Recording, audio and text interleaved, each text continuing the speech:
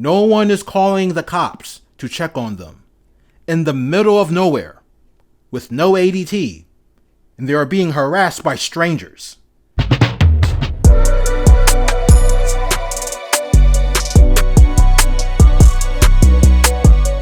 What up?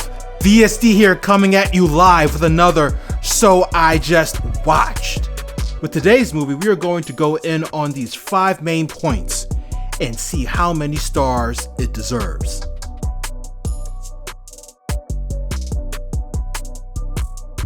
The Strangers movie was first created in 2008, which was both written and directed by Brian Bertino, who has since written 7 other screenplays, one of which is the sequel to The Strangers called Strangers, Pray at Night.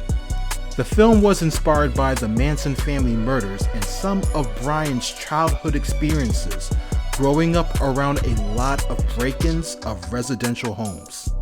Charles Manson was the leader of a cult gang in the 1960s, and members believed that he was a manifestation of Jesus Christ due to his prophecies and apocalyptic messaging of an upcoming race war. This concept of manifestations is linked to the Eastern religions through Hinduism's concept of the diverse manifestations of God. He and his group were noted for the murder of actress Sharon Tate and 4 other friends of hers, being Jay Sebring, Abigail Folger, Washik Friowski, and Stephen Parent.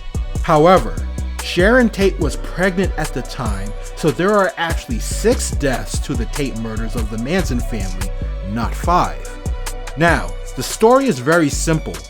A couple spends time at their summer home, which becomes invaded by murderous intruders who manage to break in. Amongst the chaos throughout the entire night, the couple is then bound to chairs in the living room, where they are stabbed to death by the killers. Boy missionaries stumble upon the body upon them going door to door to spread the Mormon faith, and it turns out the woman is still alive. The sequel takes a similar take on this plot outline, although it takes place in a trailer park, but the 3 killers are believed to have been killed. Well, all but one, supposedly. This new installment to the franchise is a relaunch, not quite a reboot, so it's better to say that it is a prequel to the first movie. But the originator of the first screenplay, Brian Bertino, is not involved in this project. He was the screenwriter and director for the first one, and only the screenwriter for the sequel. So strap in, folks, this may be a bumpy ride.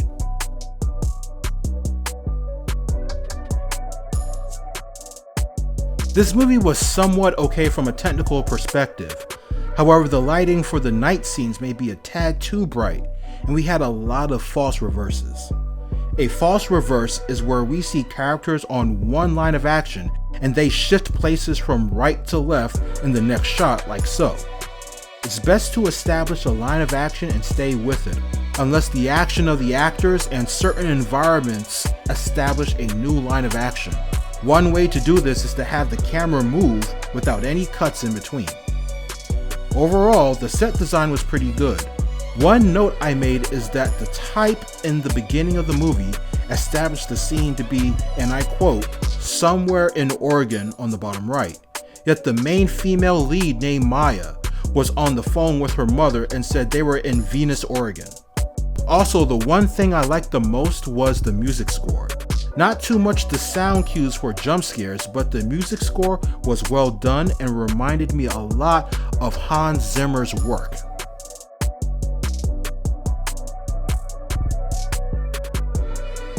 The acting was believable, although the direction of the story was not as believable. Try to say that 2 times in a row. The actress playing Maya, named Madeline Petch, is definitely a crier and generated good emotion. However, some bits may be over the top, like with her facial expressions. She might want to bring it down a tad bit. Just a tad bit. But she might be a method actor working from the outside in.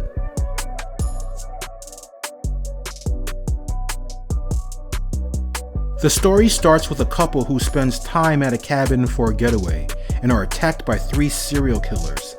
This cabin they rented out had chickens, which felt a little out of place. While at the cabin, they get a visit from someone looking for a girl named Tamara. Mind you, this cabin is in the middle of nowhere and security is non-existent, which should be a red flag. When the boyfriend Ryan said, and I paraphrase, "Why would someone be looking for a person in the middle of nowhere?" that became the most common sense thing I've heard in any slasher film. After settling in, Maya tells Ryan that she wants to get married and sees herself being with him forever, basically. She asks if he is willing to move with her due to her job, and he says yes. I said to myself, he is clearly lying. When Ryan drove away to get to the car, Maya was all alone in the house, so, she heard knocks on the door, and weird things were happening. The one shot that is truly spectacular was when Maya was playing on the piano, and we see behind her the silhouette of one of the killers, and his blurred reflection in the pane of glass above the piano. Great shot. Everyone besides the couple in this movie are socially awkward. They lack social awareness and people skills, which makes for an interesting movie that might be humorous at times, unintentionally. Who showers with the bathroom door open? Apparently she does, and we see the dude in the mask watching her about 1 feet away from the clear shower door, as she is shampooing her hair. Which reminds me, this cabin's floors are noisy and squeaks when you walk. So how are these serial killers moving and nothing is being heard during the quiet parts? It's so quiet that you can hear a mouse piss on cotton. So at times, footsteps should be heard when there is silence, which would have added more to the dramatic tension. We get a nod of that during the piano scene, but I am speaking of the silent parts. After the power goes out, homegirl bumps into one of the female killers and runs and hides in a closet with the phone light on. We can see the light through the cracks. Not smart. Ryan comes home and finds his girl in the closet, and he is told that there are people in the house. And he proceeds to check the area she saw one of the killers, and does not bring a weapon when they are in the middle of nowhere. No ADT security system whatsoever. This here is what us black folk refer to at times as white people logic. This guy does not search the entire cabin, he has no weapons, eventually scares off the girl in the shadows who was knocking on the door asking for Tamara, threatens said girl by calling the cops, and told his girl that everything is going to be okay. No one is calling the cops to check on them. In the middle of nowhere, with no ADT, and they are being harassed by strangers. This movie should be shown to schools and the Boy and Girl Scouts as a list of what not to do in a situation like this.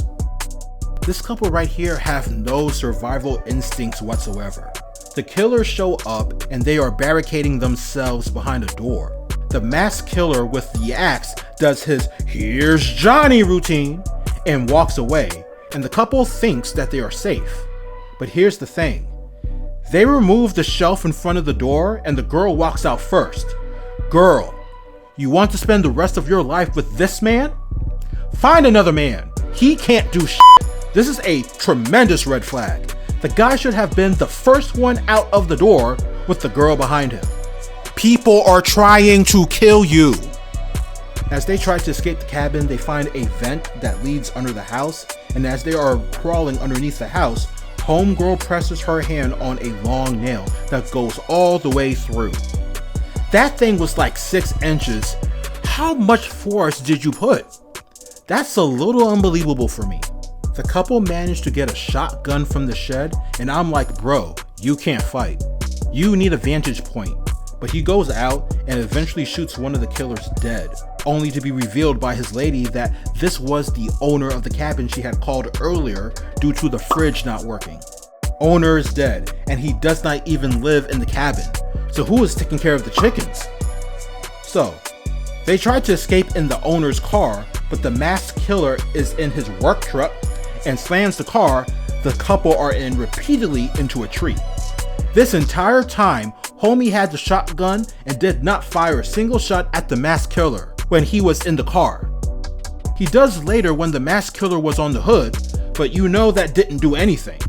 Homegirl had left him earlier behind for safety purposes, but when he gets out of the car with the shotgun, I noticed something. He walked past the masked killer's work truck, which still had the engine on and keys in the ignition. This was a missed opportunity.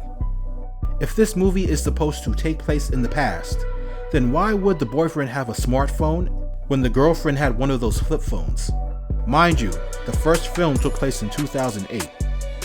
When the girlfriend Maya was hiding in the shrubs on the ground, she calls the police and tells them quietly that they rented out an Airbnb. If this movie was in the past, i.e. before the 2008 movie, that term would not have been used.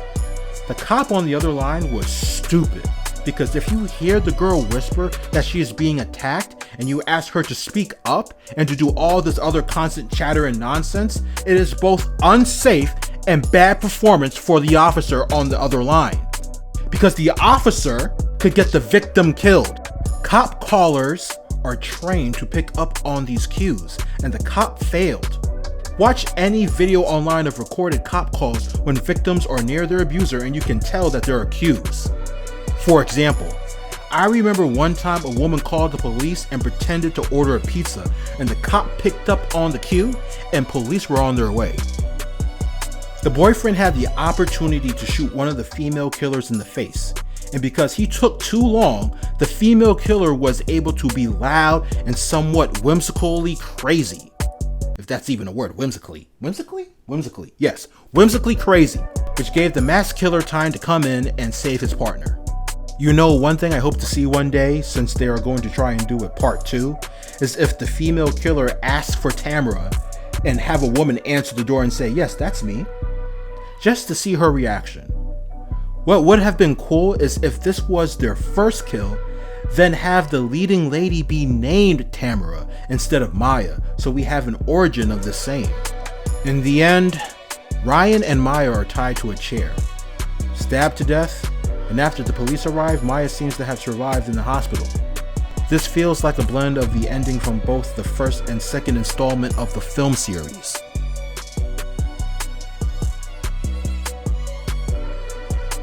There is actually a bit of an emotional story in this movie, I'm not gonna lie. It all centers on the couple, and them wanting to deepen their relationship and get married one day. Well, at least from Maya. I can tell that Ryan was reluctant, but in the end, when they were both tied up in the cabin, knowing this could be the end, Ryan asked Maya if she would marry him, and they had a moment, and she said yes. This was heartwarming and sad, and it occurred right before his death. So if the physical story is about them escaping from their attackers to have a life together, then the emotional story was their relationship going either forward or backward if marriage was something they both really wanted. She could not imagine life without him, but in the end, she was the only survivor after the last words of the love of her life being, "Will you marry me?"